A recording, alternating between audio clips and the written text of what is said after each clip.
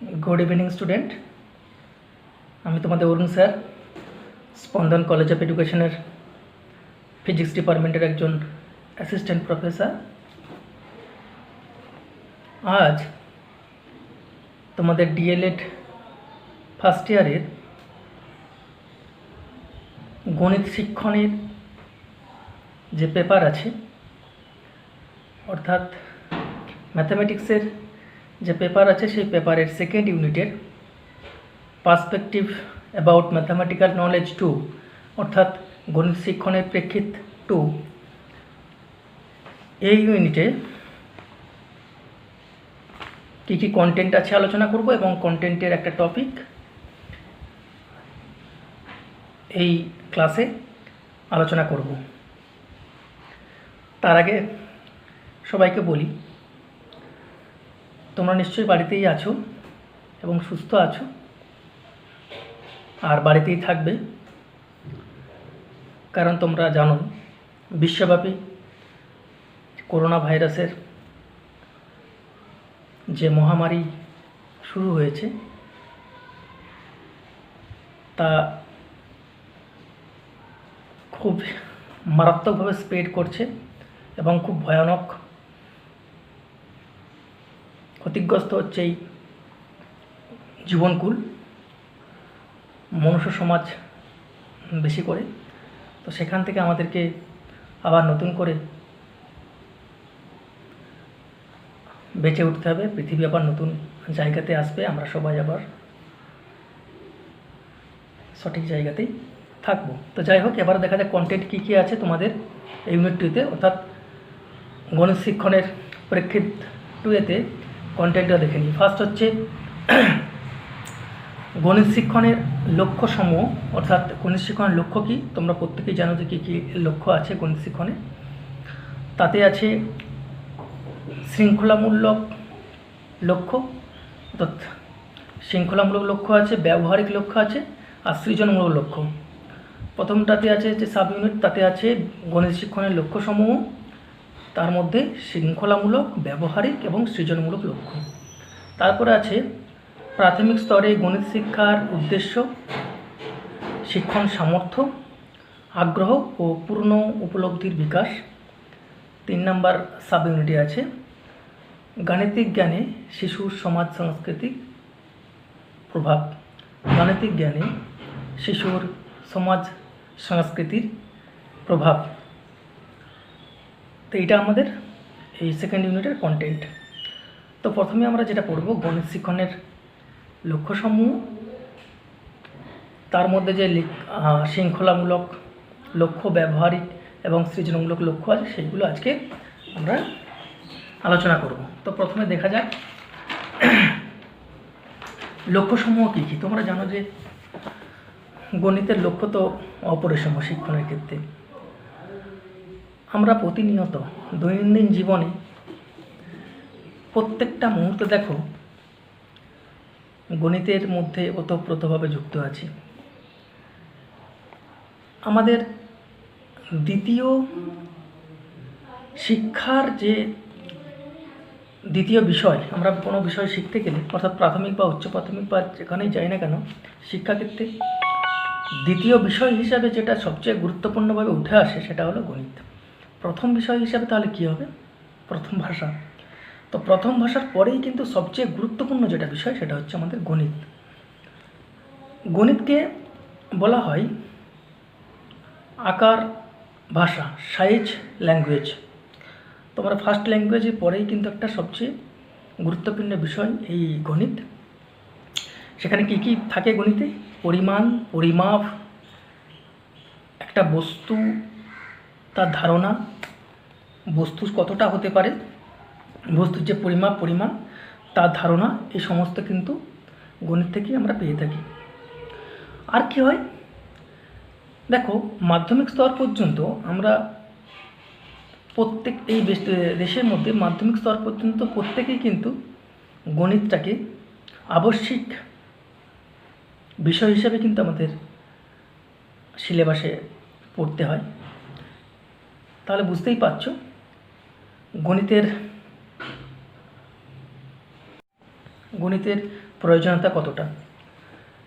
প্রাথমিক শিক্ষার উদ্দেশ্য এবং কার্যকারিতা বোঝাতে গিয়ে বলা হয়েছে যে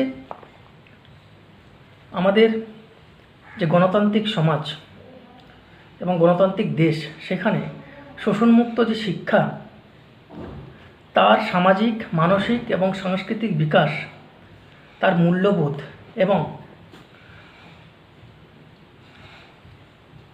সম্পূর্ণ আত্মনির্ভর যে বিকাশ, সেই বিকাশের জন্য কিন্তু অবশ্যই গণিতকেই প্রথম স্থান দেয়া হয়েছে। পরিবেশ সম্পর্কে যে অজ্ঞতা, তা দূরীকরণ, কুসংস্কার মুক্ত সমাজ, প্রগতিশীল মনোভাব, এই সমস্ত কিছু কিন্তু শিক্ষার্থীদের মধ্যে, অর্থাৎ যারা ভবিষ্যতের নাগরিক, তাদের মধ্যে যে গঠন করতে হবে এবং পরিষ্কার পরিচ্ছন্ন জীবনযাপন গড়ে তোলা, এই শিক্ষার মাধ্যমে কিন্তু সম্ভব। তার জন্য আমাদের গণিতের ধারণা আবশ্যিকভাবেই কিন্তু প্রয়োজন। অর্থাৎ দেখো, শিশুবেলা থেকে আমরা যখন দেখি যে আঙ্গুল গুনতে শেখানো হয়, কটা আঙ্গুল, আমার নাক কটা, কান কটা, চোখ, এইসব যখন গুনতে শেখানো হয়, তখন থেকেই কিন্তু আমরা গণিতের সঙ্গে ঠিক জড়িয়ে পড়ি। যখন একটু বড় হই, তখন আমরা কোনো বস্তুর যে পরিমাণ বা পরিমাপ, তার ধারণা করতে গিয়ে কিন্তু গণিতের সাথেই তুলনামূলক ধারণা তৈরি করি। যেমন একটা বড় নারকেল, সেটা কয়েকটা আমের সমান, বলি যে 5টা আমের সমান একটা নারকেল। তাহলে 5টা আম এবং একটা নারকেল, এখানে তুলনামূলক যে পরিমাপের যে ধারণা, সেখানে কিন্তু করতে পারলাম এই গণিতের মাধ্যমে। জলরাশি, কতটা জলরাশি, 1 বালতি, 5 বালতি কিংবা আরও 10 বালতি কিংবা আরও বেশি জলরাশি, সেটাকেও পরিমাপের জন্য কিন্তু আমাদের গণিতের প্রয়োজন হয়। অর্থাৎ একদম শিশু থেকে বৃদ্ধকাল পর্যন্ত কিন্তু প্রত্যেকটা মুহূর্তেই আমাদের গণিতের সঙ্গে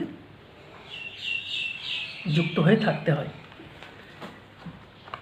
এই গণিতের ব্যবহারিক লক্ষ্য, অর্থাৎ ইউটিলিটারেশন, তো এই ব্যবহারিক লক্ষ্য কি, ইউটিলিটি, এই লক্ষ্যটা হচ্ছে, দেখো, মাতৃভাষা ছাড়া বলেছিলাম, মাতৃভাষা ছাড়া আরেকটা বিষয় যেটা সবচেয়ে গুরুত্বপূর্ণ, সেটা হলো আমাদের গণিত। দৈনন্দিন জীবনে আমরা গণিতের সাথে ওতপ্রোতভাবে জড়িত। আমাদের জীবন ধারণ, জীবিকা, কোনো কর্মক্ষেত্র, যে কোনো কর্মক্ষেত্রেই হোক না কেন, গণিত ছাড়া কিন্তু আমরা কোনো কর্মক্ষেত্রেই পা রাখতেই পারবো না, অর্থাৎ আমরা পদক্ষেপ করতেই পারবো না। তোমরা জানো, যদি দিনমজুর হয়, কোনো রকম অক্ষর জ্ঞান নেই, সেই অক্ষর জ্ঞানহীন মানুষেরই কিন্তু গণিতের প্রয়োজন হবে। তোমরা সেটা জানোই। দিনমজুরে কাজ করতে হলে তার কিন্তু গণনা জানতে হবে। অর্থাৎ দিনমজুর থেকে শিক্ষামন্ত্রী, অর্থমন্ত্রী, একটা দিনমজুরের যেমন গণিতের প্রয়োজন, একজন অর্থমন্ত্রীরও সেই গণিতের প্রয়োজন। আবার দেখো, একটা রাজমিস্ত্রি, তার গণিতের প্রয়োজন, একটা দর্জি, তারও গণিতের প্রয়োজন, তাকেও মাপ করতে হয়। আবার একজন কুমোর, তাকেও মাপ করতে হয়। আবার একজন ছুতোর মিস্ত্রি, কাঠের মিস্ত্রি, তাকেও মাপ করতে হয়। তো দেখতে পাচ্ছি, কামার, কুমোর থেকে শুরু করে যে কোনো কর্মে, ছোটোখাটো কর্ম থেকে শুরু করে অনেক বড় কর্মের সাথেও কিন্তু গণিত ওতপ্রোতভাবে জড়িত হয়ে আছে। দেখো কিভাবে, যেমন বললাম একজন দিনমজুর গণিতের সঙ্গে যুক্ত হয়ে আছে, সেই রকম টাটা, বিড়লা, এরাও গণিতের সঙ্গে যুক্ত হয়ে আছে। আবার একজন কুমোরের মিস্ত্রি যেমন গণিতের সঙ্গে যুক্ত হয়ে আছে, একজন ইঞ্জিনিয়ার ঠিক সেইভাবেই গণিতের সঙ্গে যুক্ত হয়ে আছে। ব্যবসা ক্ষেত্র, বাণিজ্য, সমস্ত ক্ষেত্রেই কিন্তু গণিতটা অপরিহার্য বিষয় হিসেবে আমাদের জীবনের সাথে যুক্ত হয়ে আছে। কোনো ক্ষেত্রে কোনো ক্ষেত্রে হিসাব সহজ সরল, কোনো ক্ষেত্রে কঠিন প্রাঞ্জল। তাহলে বোঝা যাচ্ছে যে বর্তমান শিক্ষা ব্যবস্থা আছে এবং আধুনিক যে শিক্ষা ব্যবস্থা সেইখানে টিকতে হলে অবশ্যই গণিতকে জানতেই হবে, গণিতকে অপরিহার্য বিষয় হিসেবে আমাদের কিন্তু শিখতে হবে। এরপর দেখা যাক যে একজন ফেরিওয়ালা সেও কীভাবে গণিতের সঙ্গে যুক্ত আছে এবং একজন আরও বড় কোনো পদস্থ অফিসার, যেমন বললাম শিক্ষা অর্থমন্ত্রী, তিনিও কীভাবে এই অর্থের সঙ্গে অর্থাৎ গণিতের সঙ্গে যুক্ত আছে। ফেরিওয়ালাকে যেমন অনেক চারদিকের সমস্ত বিষয় এর দাম, সমস্ত মালপত্রের দাম কিছু মনে রাখতে হয়, সেরকম তার ওইখানে যেমন গণিতের প্রয়োজন, গণনা শিখতে হয়, সেখানে একজন বড় পদস্থ অফিসারকেও কিন্তু গণনা শিখতে হয়। অর্থাৎ আমরা দেখতে পেলাম সমস্ত ফিল্ডের মানুষকেই কিন্তু গণিত শিখতে হবে, তাই তো? তো একজন ব্যবসায়ী যেমন গণিত শিখবে, তেমন একজন চাকুরিজীবীও গণিত শিখতে হবে। অর্থাৎ মাধ্যমিক শিক্ষার মধ্যে এই গণিতটাকে কিন্তু বিশেষ প্রাধান্য দিয়েই শেখানো হচ্ছে। এই গণিতের মধ্যে কিন্তু কয়েকটা বিষয়কে তোমরা লক্ষ্য করবে, যেমন বীজগণিত, জ্যামিতিক যে ধারণা, জ্যামিতি, পরিমিতি, ত্রিকোণমিতি, এইগুলো কিন্তু এই সাধারণত জীবনযাপনের মধ্যে না শিখলেও চলে যায়, ঠিক তো? কিন্তু পাটিগণিত যেটা অ্যারিথমেটিক, সেটা কিন্তু আমাদের জীবনে অঙ্গাঙ্গিভাবে জড়িত আছে এবং সেটা আমাদেরকে প্রত্যেকটা মানুষকে কিন্তু এই পাটিগণিত শিখতেই হবে। অর্থাৎ পাটিগণিত ছাড়া আমাদের জীবনের হাজারো সমস্যার সম্মুখীন হতে হবে। তো আবশ্যিক পাঠের মধ্যে থাকে কিন্তু পাটিগণিত, অর্থাৎ এই সাধারণ যে যোগ বিয়োগ গুণ ভাগ, এই চারটে বিষয়কে নিয়ে যে পাটিগণিত তৈরি হয়েছে, সেই পাটিগণিতকে কিন্তু এই শিক্ষা ব্যবস্থার মধ্যে আনতেই হবে। আর এই পরিবর্তনশীল যে সমাজ, দেশ, সেই পরিবর্তনশীল শিক্ষা ব্যবস্থার মধ্যে আমাদেরকে মানিয়ে নেওয়ার জন্য গণিতকে আরও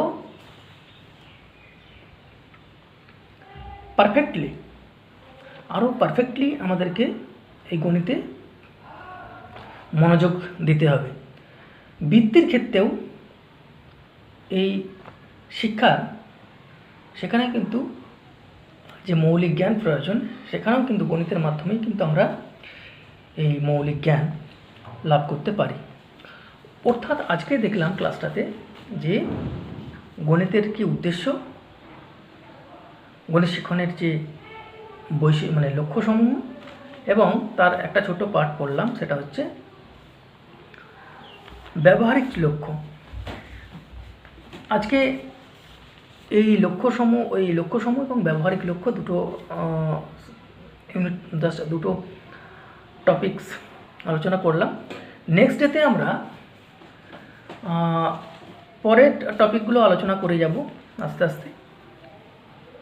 তো আজকের ক্লাস আর বাড়াবো না, তোমরা ক্লাসটা ফলো করো।